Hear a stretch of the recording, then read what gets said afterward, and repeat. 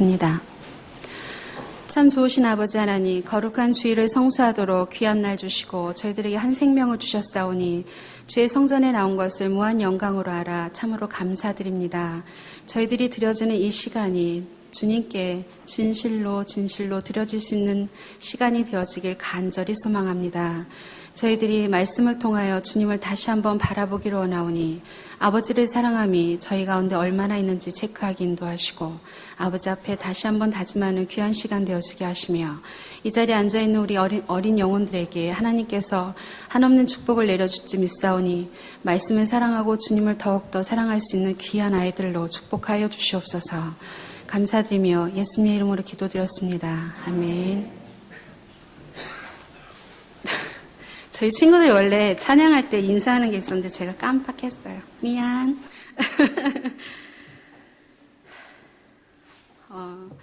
북부해변 장로교회 친구들이 너무 사랑스럽고 예뻐서 해달라는 대로 다 해주고 싶고 우리 아이들의 눈망울을 보면 소망이 보이고 이 세계는 정말 많은 희망이 있는 곳이나 그래서 반드시 하나님 나라가 이루어질 것이다 라는 확고한 믿음이 있습니다.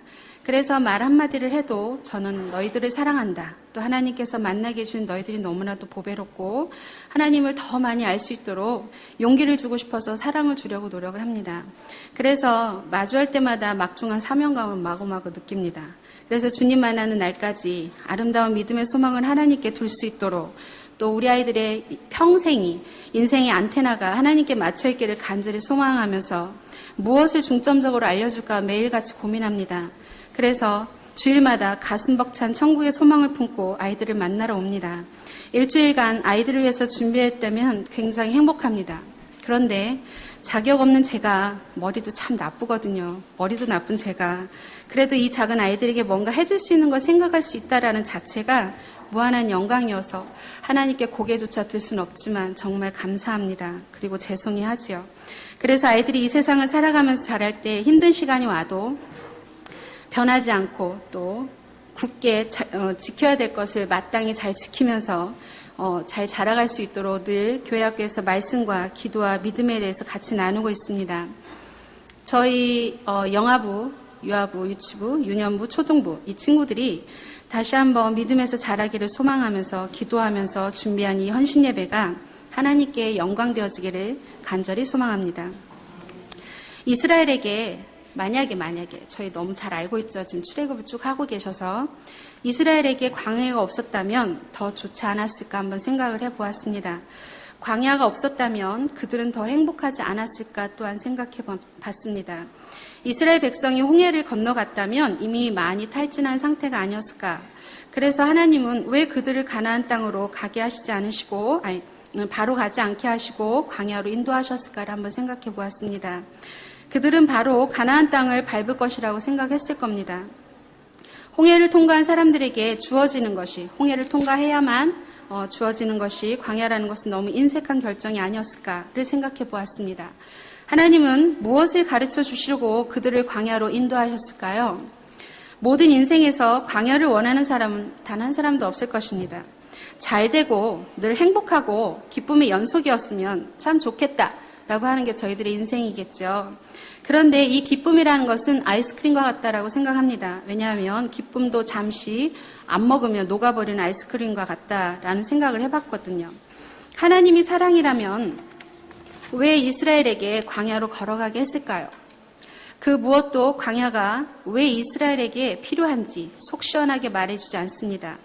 어거스틴 잘 아시죠? 어거스틴은 그의 신국론에서 평화에 대해서 소개하고 있는데 팍스 로마나 또는 로마의 평화는 다툼이 없는 상태다라고 합니다. 로마의 제국이 완성되어지면서 끊임없는 전쟁을 끝낸 후 수많은 땅을 거머쥐었습니다. 그리고 더 이상 전쟁이 없는 상태를, 다툼이 없는 상태를 그가 평화라고 말했습니다. 이 기간 동안에는 내전이나 또 외전에 그런 외적에 대한 침공이 없는 평화로운 시기였기 때문에 그들은 행복을 평화와 동일시하면서 생각을 했습니다. 넓은 개념에서 팍스 로마나는 다툼이 없는 상태였고 그것은 또한 살고 있는 행복한 상태였습니다. 이런 상태에서 이렇게 평화로운 이런 상태에서 광야는 다툼이 없기는커녕 불만과 불신의 상태를 조성하고 있었고 단 2명 여호수아와 갈렙만이 가나안 땅을 들어갔습니다. 여기서 의문점이 생깁니다. 왜 하나님은 이스라엘 백성을 광야로 인도하셨는지. 오늘 본문은 광야로 보내신 이유에 대해서 말하고 있습니다. 저희가 아까 친구가 읽기 전에 신명기 8장 2절에 내 하나님 여호와께서 이 40년 동안 내가 광야길을 걷게 하신 것을 기억하라. 이는 너를 낮추시며 너를 시험하사 내 마음이 어떠한지 그 명을 지키는지 지키지 않는지 알게 하심이라. 2절 핵심은 우리가 기억해야 될 것이 있습니다. 광야의 현상을 보고 낭망했다라는 거죠. 그러나 하나님은 광야의 현상인 사막의 재질이 중요한 게 아니라 하나님이 사막에서 어떤 방법으로 이스라엘을 이끌어 주실지를 기억하고 명령하라는 것이었습니다. 그저 우리에게 요구하는 게 겸손한 마음으로 이 테스트에 참여만 하는 거겠죠. 왜냐하면 이 모든 걸 이끌어 가시는 분은 하나님이십니다. 잠언서 16장 9절에 사람이 마음으로 자기의 길을 계획할지라도 그 걸음을 인도하시는 자는 여호와라고 했습니다. 저희 집 식탁에는 이게 있는데요. 날마다 아침에 하나님께서 너의 가는 길은 네가 가는 게 아니고 내 계획 안에 있느니라. 이 음성이 날마다 들려서 감사합니다. 사람이 여행을 갈 때 준비해야 될 게 참 많잖아요. 하나님이 보내신 사막에는 아무것도 준비할 게 없습니다. 그저 믿고 걷는 것밖에 없는데 이스라엘의 이 해방이 하나님의 은혜로운 언약에 기초한 거고 또 여호와의 능력이 가능했기 때문에 여호와의 능력만이 가능하게 하는 일이었고 또한 전적으로 하나님의 특별한 사랑에 근거한 것이기 때문입니다. 그래서 이 광야를 오늘날 살아가는 우리 현대 사람들은 광야는 무엇을 의미하는 걸까? 삶에 어떠한 의미를 주는 걸까를 한번 생각해 봤습니다. 그냥 성경의 이야기로 가다 보면 출애굽에 광야 있었어? 출애굽했어? 가나안 땅에 들어갔구나.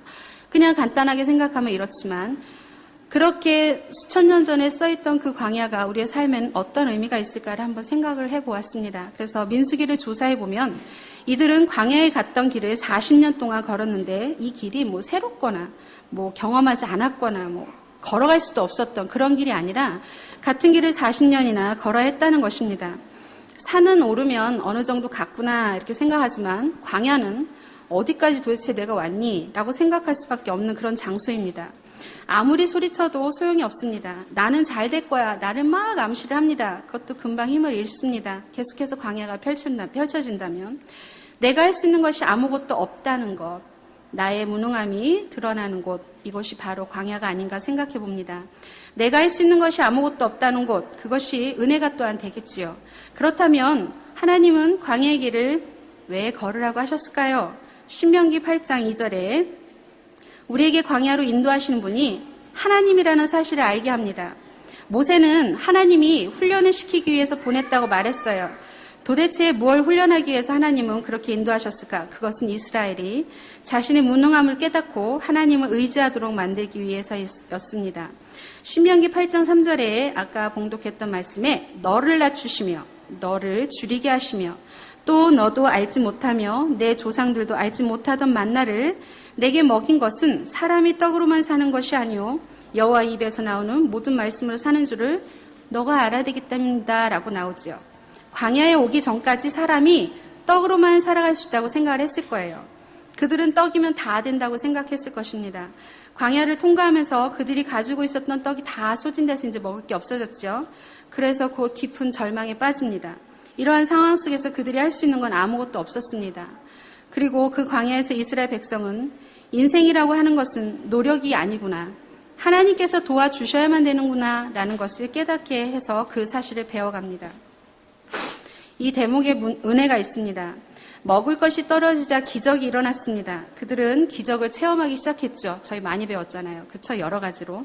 40년 광야 생활을 하는 동안 그들은 매일 만나 메추라기를 먹었는데 놀라운 사실이 있습니다. 40년을 가는데 의복이 헤어지지도 않고 발이 부르트지도 않는다라는 거예요. 저희는 구두만 바꿔 신어도 막 되게 아프잖아요. 놀랍죠? 신명기 8장 4절에 이 광야에 들어간 이후에 가나안에 도착할 때까지 그들이 한 건 아무것도 없었어요. 하나님께서 다 해결을 해주셨습니다.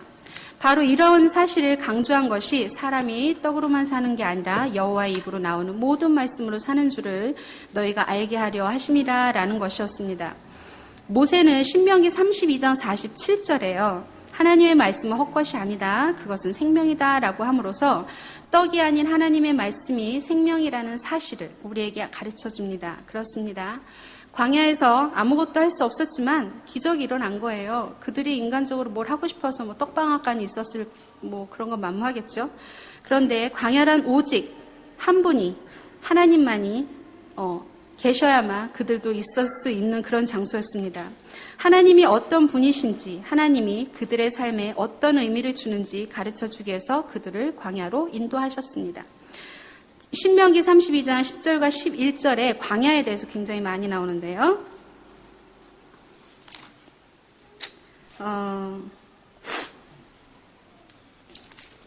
뭐라고 나오냐면요. 여호와께서 그를 황무지에서 짐승이 부르짖는 광야에서 만나시고 호위하시며 보호하시며 자기의 눈동자같이 지키셨도다. 마치 독수리가 자기의 보금자리를 어지럽게 하며 자기의 새끼 위에 나풀거리며 그의 날개를 펴서 새끼를 받으며 그의 날개 위에 그것을 엎는 것 같이 라고 나옵니다. 여호와께서 그를 황무지에서 짐승이 막 부르짖는 광야에서 만나시고 호위하시고 보호하시고 자기 눈동자같이 지키셨습니다. 마치 독수리가 보금자리를 어지럽게 하며 그 새끼를 너풀거리며 그 날개를 펴서 날개 위로 이렇게 덮는 거. 그래서 이것이 무슨 말이죠? 하나님께서 마치 독수리가 그 새끼에게 나는 훈련을 시키기 위해서 일부러 둥지를 떨어뜨렸다가 땅에 닿기 전에 이렇게 날개로 이렇게 받아 올린대요. 그런 것처럼 우리를 날개 하기 위해서 우리를 광야라고 하는 고통을 주셨다라는 겁니다. 우리 삶에도 여전히 광야가 존재합니다. 광야가 돌없고, 풀없고, 넓은 땅만 있는 게 광야가 아니라는 거죠. 하나님이 우리를 사랑하시지 않는 게 아니라 여전히 너무너무 사랑하시기 때문에 우리를 또 간절히 인도하시기를 원하시는 그 사실을 기억해야 합니다. 인생에는 여러 가지 광야가 있지요. 건강, 자녀, 사업, 직장, 학교, 비전, 결혼, 사람들 간에 일어나는 마찰, 이런 모든 것들이 광야입니다. 그런 것을 만날 때마다 거기서 하나님의 기적은 시작된다라는 것을 반드시 기억해야 합니다. 우리에게 성경을 통해 사람이 단순히 먹고만 사는 존재가 아니다. 그리고 이것을 알게 하시는 광야의 말씀이 하나님의 자녀인 우리에게도 유효함을 말해주고 있는 것입니다. 노아에게 방주를 지으라 그랬잖아요. 산에서 지어 그랬을 때 사람들이 할아버지 그러시면 아니 돼요 막 이러죠. 그런데 그렇게 하는 거 도저히 이해할 수가 없어요. 비도 안 오고 막 산꼭대기다 지라니까. 그러나 거기서 기적은 시작됐습니다. 보통 80세가 되면 한국 사람들 은퇴를 준비합니다. 그런데 모세는 80세 때 기적이 시작됐죠. 그는 은퇴의 시기에도 부르심을 받았죠. 그리고 야곱은 도망가다가 돌베개에서 하나님을 만나 기적이 또 시작되었습니다. 인생의 광야로 인해서 나의 무능함이 드러납니다. 나의 실패가 드러납니다. 절망하거나 낙담했을 때, 정말 가슴을 치도록 억울할 때, 사람들에게 말 못해서 가슴 복장이 터져버려 머리 뚜껑까지 확 열려버릴 때, 그럴 때가 참 많아요.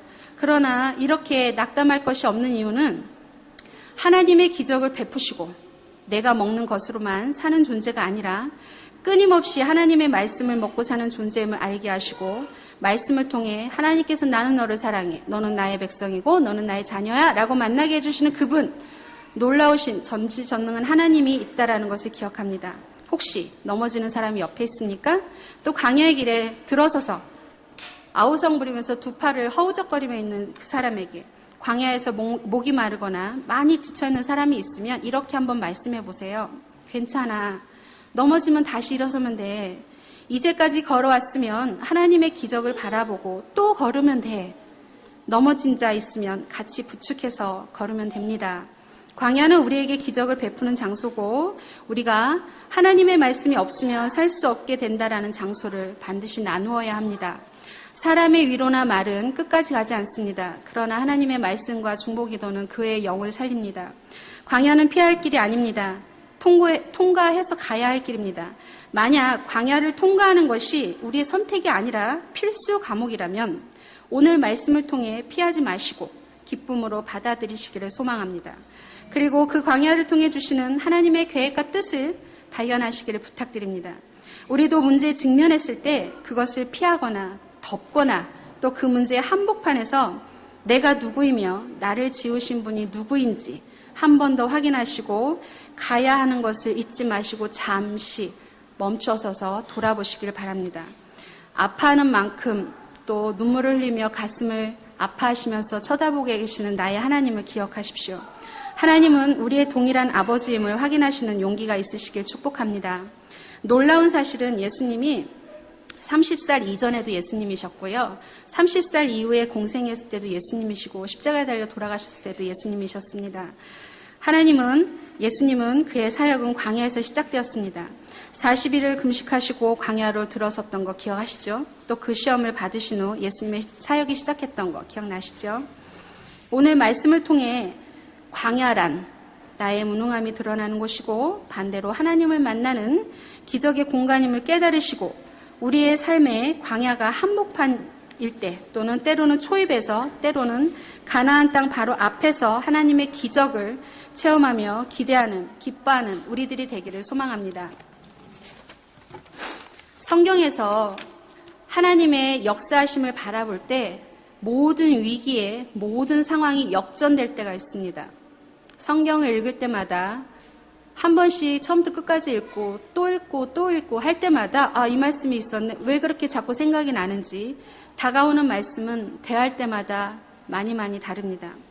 그랬을 때 하나님을 의지하고 그의 말씀을 믿고 따르며 흔들리지 않고 의심하지 않는 삶을 살았던 하나님의 백성들이라는 것을 잊지 않으신다면 이 부분이 제가 교회학교 친구들에게 늘 말하는 대목입니다.